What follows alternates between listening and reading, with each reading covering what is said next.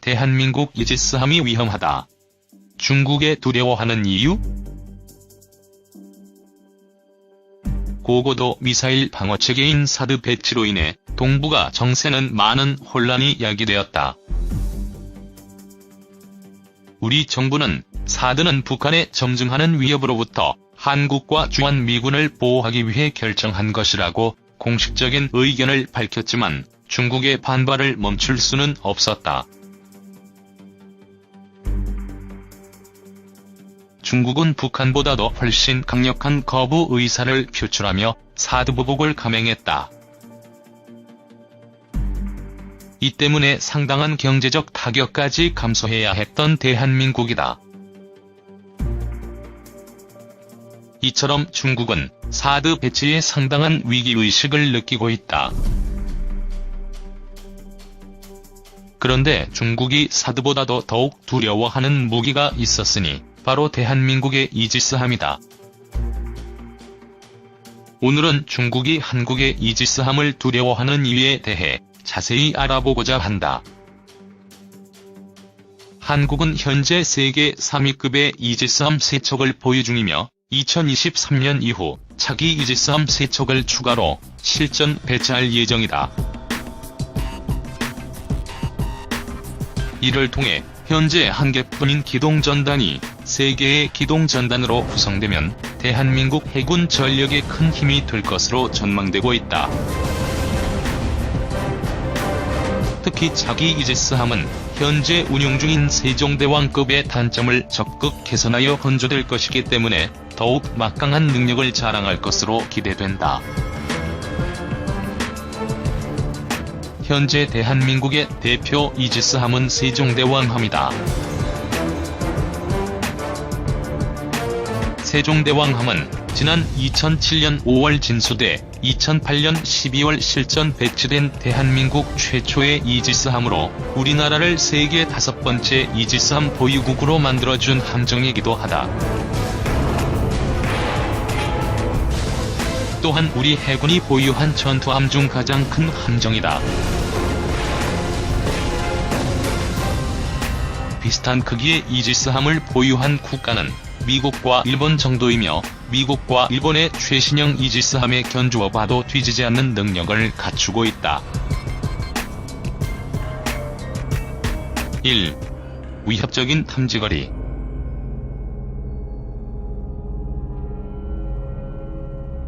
중국이 사드 배치에 예민하게 반응하는 주된 이유는 사드의 눈, ANTPY-2 레이더의 탐지거리에 있다. ANTPY-2 레이더의 탐지거리는 600에서 800km로 이 거리면 중국 일부 지역을 충분히 감시할 수 있다고 한다. 비록 탐지거리를 연장하는데 8시간 정도 소모되긴 하지만 최대 1000km까지 탐지거리를 늘릴 수 있는 것이 사드이다. 그런데 세종대왕함은 1000km밖에 물체도 탐지할 수 있는 스파이 1D 레이더를 탑재하고 있다. 이를 통해 실제로 중국의 동북 지역 군사시설은 모두 탐지가 가능하다. 중국의 입장에서 1000km 떨어진 항공기와 미사일을 모두 추적할 수 있는 세종대왕함이 반가울리는 만무하다. 이처럼 세종대왕함은 사드보다도 긴 탐지거리를 갖고 있기 때문에 중국에게 더욱 부담스러운 존재일 수밖에 없다. 2.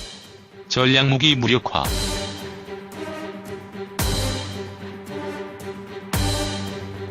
이지스함은 대함 미사일 공격을 방어하기 위한 통합 시스템, 이지스 시스템을 갖춘 함정을 일컫는 말이다. 이지스라는 이름도 그리스 신화에서 제우스가 아테나에게 준 무적의 방패에서 이름을 따온 것으로 이지스함은 신의 방패라고 불린다. 그만큼 현존하는 함정 가운데 최강의 방어력을 갖춘 것으로 평가되고 있다. 이지스함은 대함 미사일 공격을 방어하기 위한 통합 시스템, 이지스 시스템을 갖춘 함정을 일컫는 말이다. 이지스라는 이름도 그리스 신화에서 제우스가 아테나에게 준 무적의 방패에서 이름을 따온 것으로 이지스함은 신의 방패라고 불린다. 그만큼 현존하는 함정 가운데 최강의 방어력을 갖춘 것으로 평가되고 있다. 이처럼 이지스함은 아주 강력한 방공망을 구축하고 있기 때문에 중국의 전략무기들을 모두 무력화시킬 수 있다. 이지스 레이더가 탐지해낸 목표물은 SM-2 블록 3 함대공 미사일이 최대 170km 밖에서 1단계로 요격하고 이를 통과한 목표물은 램 미사일이 2단계로 요격하게 된다. 그리고 3중 방공망의 마지막 수문장, 기관포 골키퍼는 1분당 4200발의 기관포탄을 목표물에 퍼붓는다. 이로써 완벽에 가까운 방공망을 구축할 수 있는 것이 세종대왕함의 놀라운 점이다. 특히 2023년부터 추가 배치되는 차기 이지스함에는 탄도미사일 요격이 가능한 SM-3 미사일까지 탑재되어 더욱 더 중국을 무력화시킬 예정이다. 3. 막강한 공격력.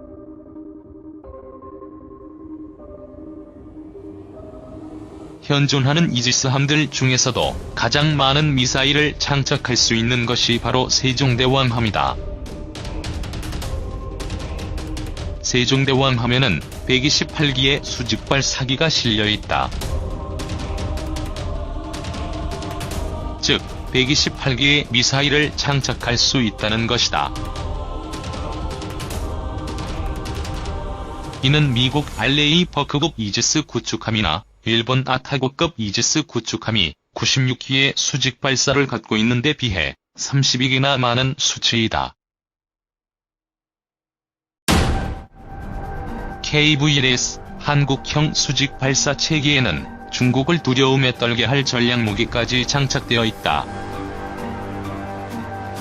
함대지 크루즈 미사일 전령과 잠수함 잡는 미사일 홍상어가 바로 그것이다.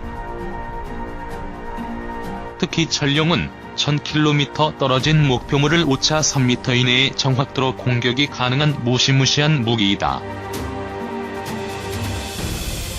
세종대왕 하면은 이와 같은 전령이 32발 탑재된다. 그리고 19km 이상 떨어져 있는 적 잠수함을 공격할 수 있는 홍상어가 16발, 150km 이상 떨어져 있는 적 함정을 공격하는 함대함 크루즈 미사일 해성이 16발 탑재된다. 중국이 사드보다 한국 이지스함을 두려워하는 이유. 2. 해군 첫 이지스함 세종대왕함 취역 10년 대양해군으로 큰걸음. 북장거리 미사일 발사 때마다 첫 탐지 림팩 훈련소 탑건함 선정. 20에서 21일 작전 임무 언론에 공개. 2020년대 후반까지 이지스함 3척 추가. 세종대왕함이 2008년 12월 22일 취역하면서 우리나라는 세계 5번째 이지스함 보유국이 됐다. 이후 2008년 11월 두 번째인 율곡이함, 2011년 3월에는 세 번째인 소해유성룡함을 각각 보유하게 됐다. 오는 2020년대 후반까지 3척을 추가로 도입할 계획이라고 해군은 23일 밝혔다.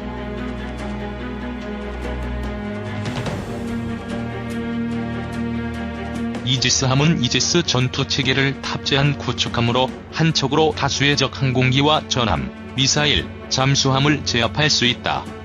이지스란 명칭은 그리스 신화에서 제우스가 입고 있던 흉부 갑옷에서 유래했다. 그 때문에 이지스함을 신이 방패라고 부르기도 한다.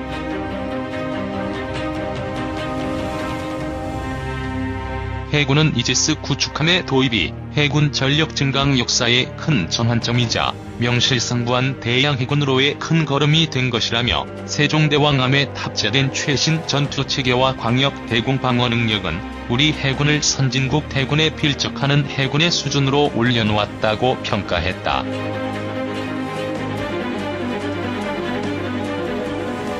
해군은 취역 10주년을 맞은 세종대왕함의 작전 임무 수행 장면을 최근 언론에 공개했다.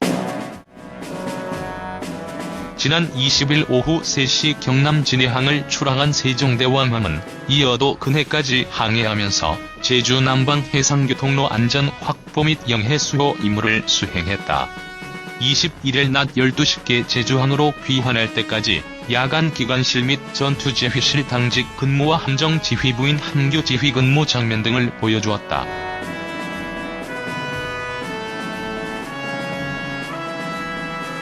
이들 근무자는 교대로 24시간을 근무하면서 영해 수호의 전병 역할을 맡고 있다. 이 대령은 1985년 당시의 해군 선배들께서 율곡이의 10만량 병설과 같은 해안으로 이지스 구축함 건조 소요를 제기했고, 이지스 구축함 건조 사업에 대한 의지가 하나로 모여 오늘의 해군력을 갖추게 됐다고 밝혔다. 세종대왕함은 지난 10년간 다양한 실전 임무에서 눈부신 성과를 거두는 등 우리 바다를 수호하는 핵심 전력으로 활약해왔다. 스파이 1D 레이더 기반의 이지스 전투체계를 탑재해 유도탄, 항공기 등의 공중 표적을 최대 1,000여 킬로미터 밖에서 탐지할 수 있다. 1,000여 개의 표적을 동시에 탐지, 추적하고 이 가운데 20여 개의 표적을 동시에 공격할 수 있다. 이런 광역 대공 방어 능력을 갖춘 세종대왕함은 2009년 4월 5일 북한이 장거리 미사일을 발사한 직후부터 처음 탐지한 것을 시작으로 북한의 미사일 도발 때마다 탐지, 추적하는 주력 전력으로 활약했다.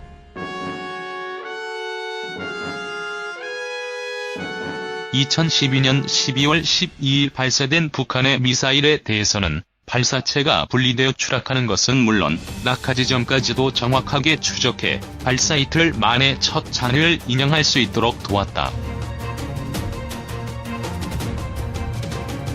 2009년 8월 25일 우리나라 최초의 우주발사체 나로호가 발사되는 순간부터 궤적을 추적해 지상 100km의 대기권을 벗어난 후까지 실시간으로 탐지, 추적에 성공했다. 이후 2, 3차 나로호 발사 때도 이지스 구축함은 발사체의 궤도를 성공적으로 추적하며 능력을 입증했다.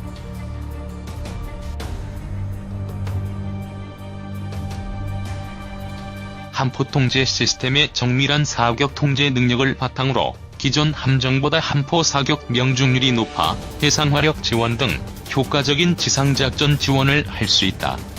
탑재된 함대지 유도탄을 이용한 지상화력 지원도 가능하다. 세종대왕함은 2010년 7월 처음 환태평양 훈련에 참가했을 때 다국적 해군 함정 19척 중 최우수 함정인 탑건함에 선정된 것도 이런 정밀한 함포 통제 시스템 덕분이었다. 해군 관계자는 세종대왕함 취역 이후 우리 해군은 이지스 구축함 기반의 항공요격 통제 능력을 구비해 과거 연합훈련에서 미국 해군이 주도적으로 수행하던 해상항공지원작전본부 역할을 수행할 수 있게 됐다며, 특히 우리 해군이 탐지하고 분석한 표적 정보 등을 실시간으로 미 해군과 공유할 수 있게 되어 한 단계 높은 수준의 연합작전 수행 능력을 갖추게 됐다고 말했다.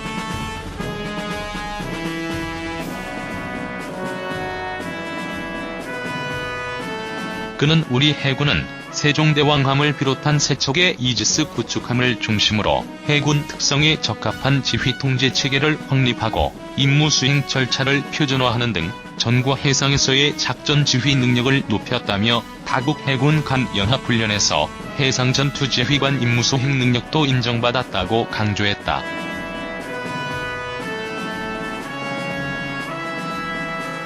한편 해군은 지난 20일 세종대왕 함해 작전 임무 수행과 연계해 제주공항에서 P-30 해상 초계기를 띄워 이어도 근해를 거쳐 서해 완충구역 이남까지 초계 비행을 했다.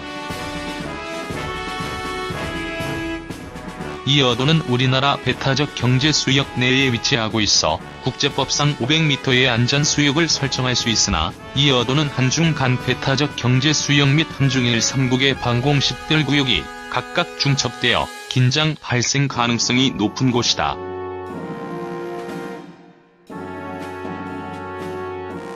P-30는 서해 상공에서 작전 중인 경비함정들과 경계 태세 이상 없음, 해상 특이동향 없음 등의 교신도 주고받았다. 이에 해군 관계자는 우리 군은 서해 완충구역을 안정적으로 관리하고 있으며 어떠한 우발 상황에도 빈틈없이 대처할 수 있는 대응 태세를 갖추고 있다고 강조했다.